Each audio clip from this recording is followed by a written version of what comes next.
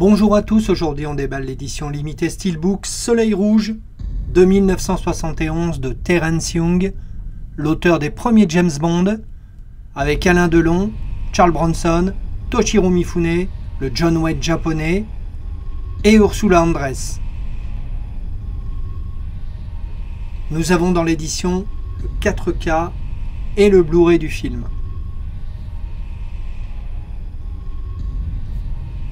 En 1870, un samouraï doit à tout prix retrouver le sabre volé que l'ambassadeur japonais veut offrir au président américain. Sur son chemin, il rencontre des mercenaires qui vont l'aider dans sa quête.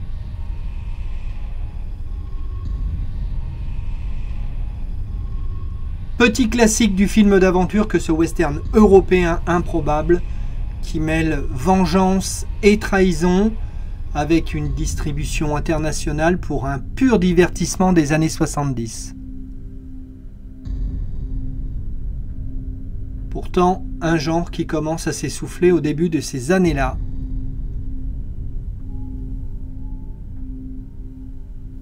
En France, le film est le premier gros film de la rentrée 71 et s'impose largement au box-office, avec un joli score de 3,3 millions de spectateurs, mais c'est en Italie que le film fonctionne le mieux, avec plus de 7 millions de spectateurs. C'est d'ailleurs la période faste pour Alain Delon, qui tourne à un rythme effréné. Gros succès européen donc, mais aussi à l'international, à un degré bien moindre.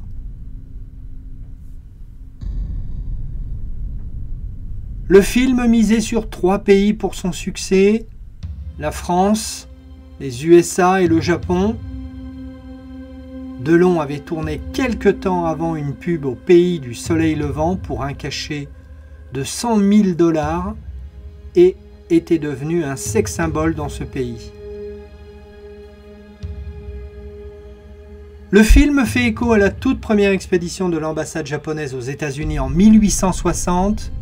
La délégation nippone de la dynastie Tokugawa était en mission pour faire ratifier un traité d'amitié, de commerce et de navigation entre le Japon et les États-Unis.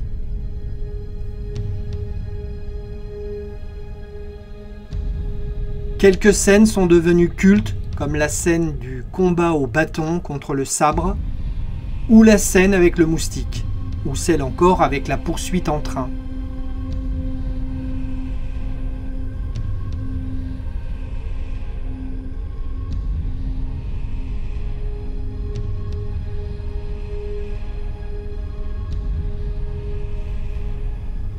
Malheureusement, l'édition est plutôt pauvre en bonus.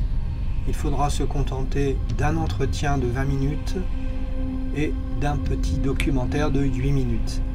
Et puis de la bande-annonce originale. Rien de bien transcendant.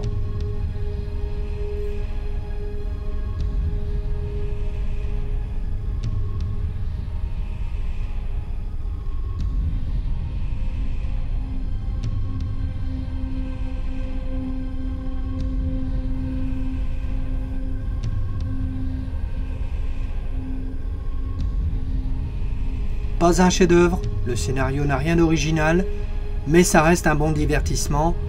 En tout cas, c'est ce genre de film que l'on prend plaisir à revoir pour le côté nostalgique. C'est certes bourré de clichés, mais l'alchimie entre Mifune et Bronson fonctionne très bien. Et puis sans oublier la musique signée Maurice Jarre.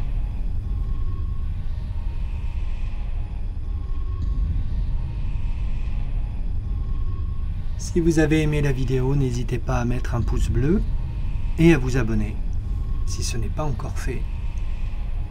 On se donne rendez-vous très bientôt pour une prochaine vidéo.